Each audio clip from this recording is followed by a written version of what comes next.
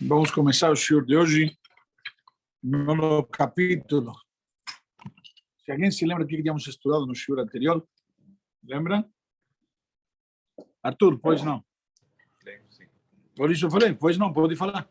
Estudamos sobre a questão da depressão, como você deve lidar com a depressão, de você não se entregar e você reconhecer, né, o sentimento, mas não dar toda a atenção para você não se entregar totalmente. Mas vimos que tem duas posições. Sim, mas vimos que tem duas posições: amargura e depressão, ou tristeza. Sim. Certo? Vimos a diferença entre um e outra fundamentais e aonde te leva. E principalmente que depende de onde você tem o foco. Certo? Então, na prática, vimos que, contudo, qual foi a pergunta que tínhamos no início da aula? Como podemos dizer que a pessoa tem que distrair a mente dos problemas, eventualmente não prestar atenção? Se eu não presto atenção, também não vou ter como resolvê-los, solucioná-los, etc. Que tenho que encarar os problemas, certo? Porque senão eles ficam aí, não vão embora. Só que a conclusão qual foi? Lembra? A conclusão que tem, não, mas quando não fica pensando o tempo inteiro. Tem que ter tempos apropriados. Vimos o exemplo de quando você toma uma medicação, etc. Você não toma um frasco de antibiótico de uma vez. Vai pequenas doses, gradativamente, etc. Se tomar tudo de uma vez, não vai ter o efeito esperado, bem pelo contrário. Vai ser um efeito nocivo. Certo? E o Rabino também deu o exemplo, não sei se foi na última aula ou na aula anterior, no período de luto também, né? Que, por exemplo, tem a Shiva, que é para você ficar mesmo, viver todo o luto. Vivenciar o luto. Iniciar e você viver, né? Você não sai, você fica, e depois você, aos poucos, né, já vai lidando de uma outra forma, né? Com a perda. Bravo. No capítulo 9, estamos na página 67, ir além do eu. No capítulo anterior, mostramos a diferença entre merirut, amargura, uma sensação ruim, que leva à ação positiva, e atzvut, que traduzimos como depressão. A merirut envolve o reconhecimento dos próprios erros, mas se baseia num senso positivo de bem-estar que nos empurra em direção a uma solução. Ou seja, na prática, vamos dizer, a gente diz, tudo é positivo. Depende de como você o encara. Certo? Tem um ditado em português que diz que até um chute pode ser positivo porque não se empurra para frente. Tudo tem um lado positivo. Até a bateria. Então, é verdade, a bateria também tem um lado positivo. Então, na prática, a gente tem que saber que depende principalmente de como a gente recebe, como a gente encara, o que a gente faz com isso. Por exemplo, uma crítica. Se fala de crítica construtiva. De quem depende que a crítica seja construtiva? De mim. Não, de mim. Como eu aceito? Se eu sei aceitar crítica, tem gente que não. Você vai dizer, você errou. Não. Sempre tem uma desculpa. Não porque isso, porque aquilo. Não tem nunca como consertar, como corrigir, como se aprimorar. Coitado do cara. Ele sempre tem uma desculpa, sempre tem uma resposta. Uma justificativa. Nunca vai consertar nem corrigir nada. Não, mas depende também da forma como a crítica é dirigida, né? Calma, por isso que mesmo que a crítica é dirigida de uma forma agressiva, rude, ok, na hora posso me sentir mal porque veio de uma forma, mas depois, com calma, eu posso analisar o que aconteceu e talvez tirar disso uma lição. Por isso eu digo, depende de mim. Ele não fez de forma construtiva. Porém, eu posso aproveitar a informação e transformá-la em construtiva. Depende de mim. Eu já quero ficar me mordendo, como se diz, vou ficar me corroendo porque ele falou de uma forma agressiva, ou vou aproveitar a informação e tentar me melhorar. Isso é a questão. Eu decido o que eu faço com essa informação. A informação chegou. Pode chegar de uma forma agradável ou pode ser jogado aqui numa pedra. A pergunta é o que você faz. A atzvut é um sentimento desprovido de vitalidade, que não gera resultados positivos. Ela conduz à inatividade e causa danos pessoais. Então, por que uns sentem atzvut e outros merirut? Ok, se é assim, então vamos todos sentir merirut e não atzvut. Qual é a fonte desses diferentes sentimentos e o que nos torna receptivos a um tipo ou ao outro? Se na prática somos nós que somos receptivos, de que depende tudo isso? A forma como vê a vida. A forma como você vê a vida, a forma como você está emocionalmente. Às vezes você está abalado e você pensa que o mundo está contra você. Como processo de informação. Como processo de informação. Ou seja, na prática, muitas vezes me acontece. A pessoa vem falar, Rabino, está tudo dando errado na minha vida. Falei, por que não está conseguindo respirar? Não, isso está certo. Então não está tudo errado. Ou seja, na prática, mas a pessoa ele já está como na posição de perdedor, se entregando. De vítima, bravo. Outra questão correlata. Nos capítulos precedentes, afirmamos que uma pessoa tomada pela depressão deve afastar os pensamentos perturbadores da mente. Por fim, ela deve reconhecer que tudo que vem de Deus é, portanto, é bom em essência. Certo? Tudo que vem de Hashem, além de tudo, é bom. Porém, do ponto de vista imediato e prático, o modo mais eficaz de lidar com o problema é não admitir pensamentos negativos e depressivos, ou seja, ignorá-los. Pois a causa direta do desprazer que sentimos não é o evento desagradável em si, mas o fato de ficarmos pensando nele. Ou seja, o pior problema é que você fica com isso na cabeça. Então ele vai corroendo. Se conseguíssemos tirar da cabeça os pensamentos incômodos, não sentiríamos tanto desconforto. Simples. Esse conceito também exige explicação. Se é tão mais proveitoso simplesmente afastar os pensamentos negativos da mente, por que não o fazemos com facilidade? Por que achamos que uma das coisas mais difíceis de fazer é tirar esses pensamentos da cabeça? Por que nos custa tanto repeli-los? Por que nos agarramos a algo tão destrutivo? Há um elemento comum nas duas questões. Yeshut, a obsessão com o eu. Já, o egocentrismo. Ela deve se sentir forte, confiante, resiliente. Sem esses sentimentos positivos, não conseguirá agir adequadamente no relacionamento com os outros e nem em seu relacionamento com Deus. Contudo, a Yeshut vai além da autoimagem positiva. É uma abordagem na qual o eu assume o comando e domina. Consciente e inconscientemente, a atitude da pessoa perante a vida. Ou seja, simplesmente como vou me colocar depende de quê?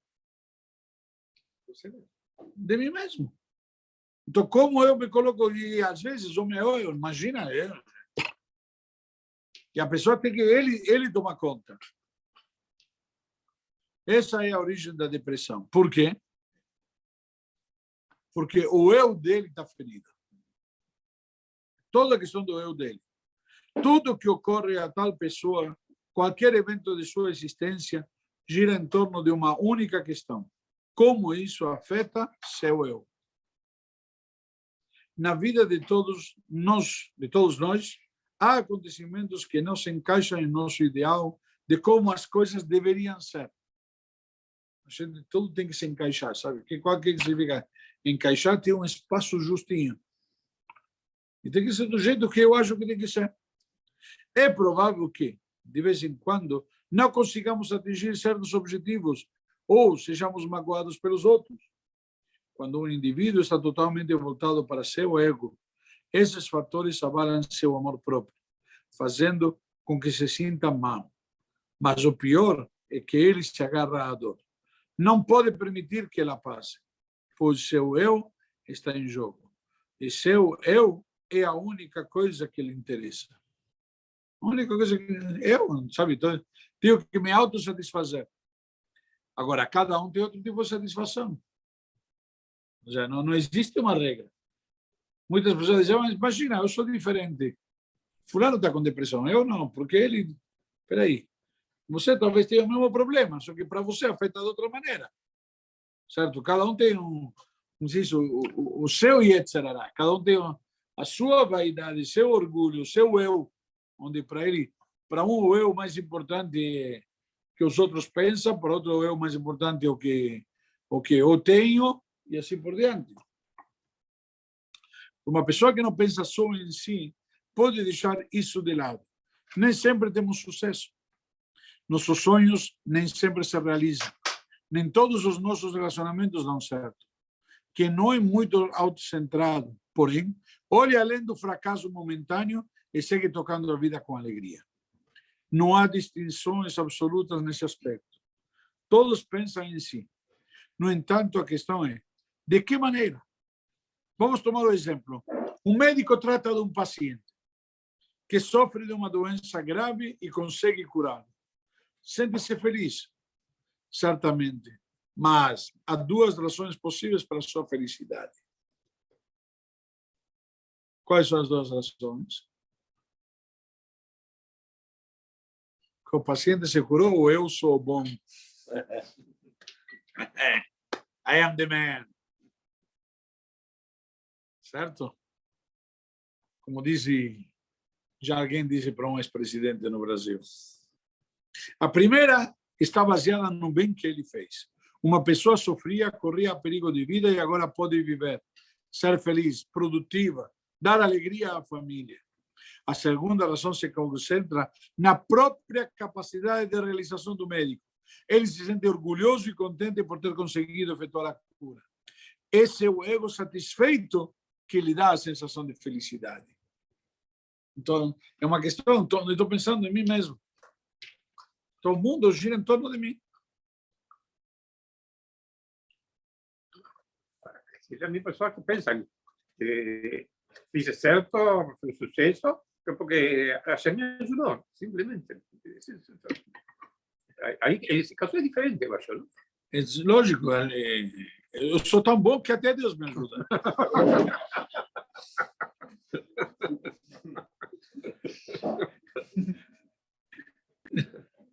Entendeu? É tipo... Você não vai falar de orgulho com um argentino. Você fala toda hora dos seus defeitos. É? Você fala toda hora dos seus defeitos. Né? Tá vendo? Para um brasileiro isso é defeito. Mas eu fiquei pensando no Rabino de Portugal. Deve ser o Rabino de Portugal. A maior ferramenta do Yetzirará é o ego, né? E acho que se domina a pessoa. Tem muitos desse problema. O ego é um orgulho. O mesmo vale, Deus nos livre na situação inversa. O médico faz o possível para salvar a vida do paciente, mas não consegue. Ele fica muito aflito, pois alguém está morrendo. Vê os rostos tristes no meio dos membros da família, e isso o fere, provoca dor. Porém, se for outro tipo de pessoa, o médico também se sentirá incomodado, mas sua preocupação principal será: eu falhei. Ele ficará contrariado por não ter sido capaz de curar o paciente. Não tanto pelo paciente, quanto por si mesmo. Sente-se mal quando não triunfa. Sabe, ele fez uma corrida sozinho e saiu segundo. É difícil também. Não, imagina, o cara é desespero. Isso médico também, sim. Mas de novo, é o orgulho dele. É o orgulho dele. Todos nós somos motivados por esses dois impulsos. Possuímos certo grau de sensibilidade em relação aos outros e também uma dose de egocentrismo. A pergunta é: qual é o principal fator de motivação de cada um? O que está te motivando mais na vida? O que te empurra para frente? Uma pessoa yesh, ou seja, que ele tem eu. E você percebe isso, inclusive, quando ele fala muito eu. Tem muito eu no meio. Eu disse porque eu faço, porque eu sei, porque eu posso, porque eu tenho, porque eu.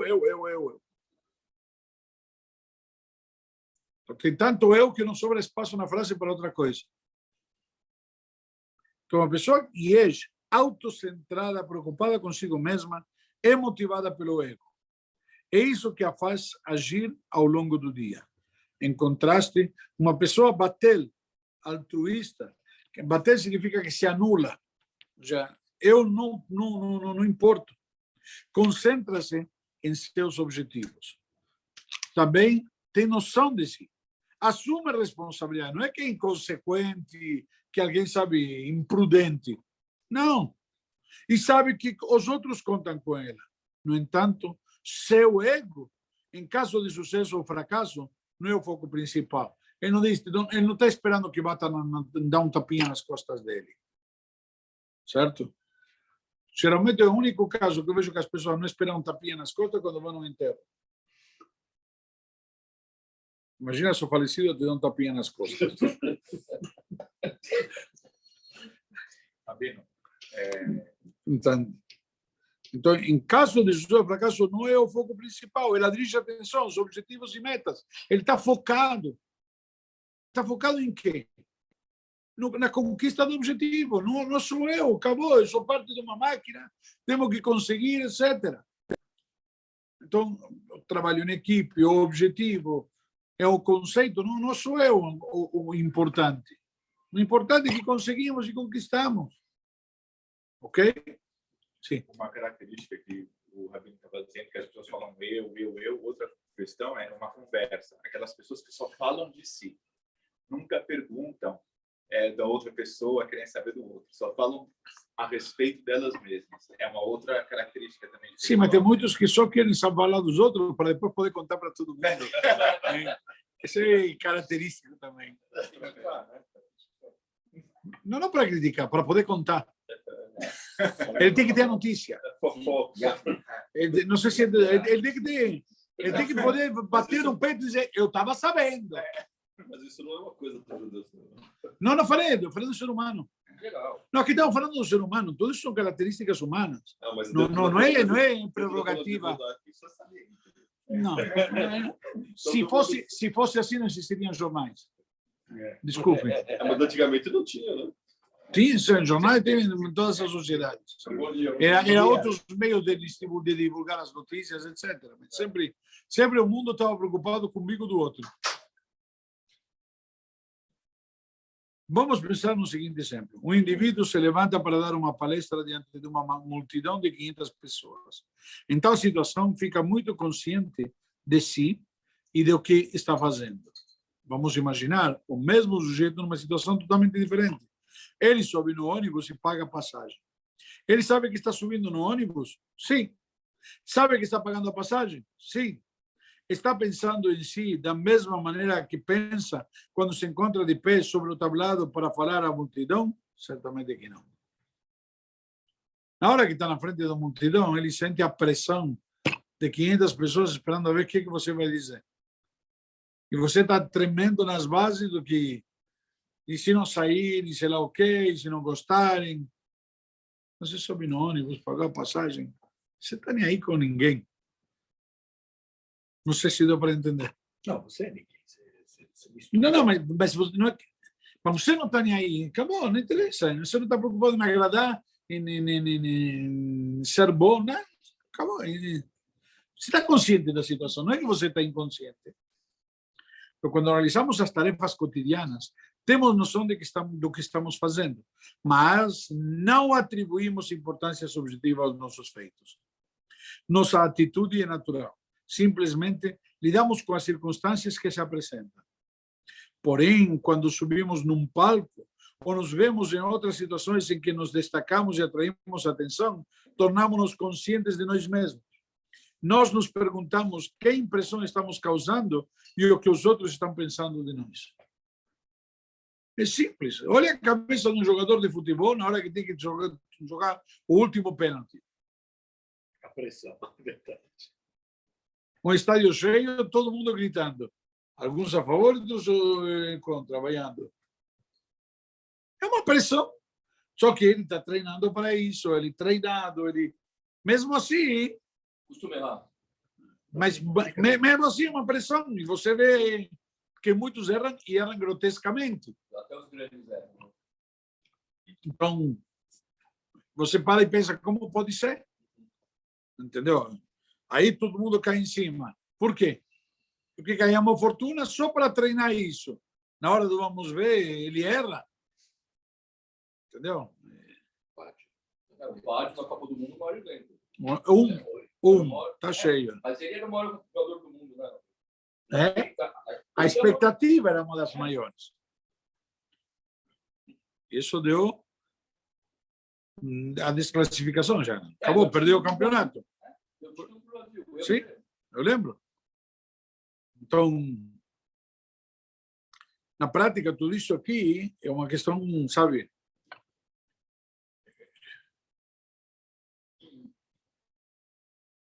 Então, vamos lá. Podemos perceber, portanto, que há duas maneiras de atuar. Posso concentrar-me no que estou fazendo, na maneira que tenho que desempenhar. Ou concentrar-me no fato de que sou eu que estou agindo. Mas ver mais a mim mesmo do que a tarefa a realizar. Estou vendo a mim ou estou vendo a tarefa?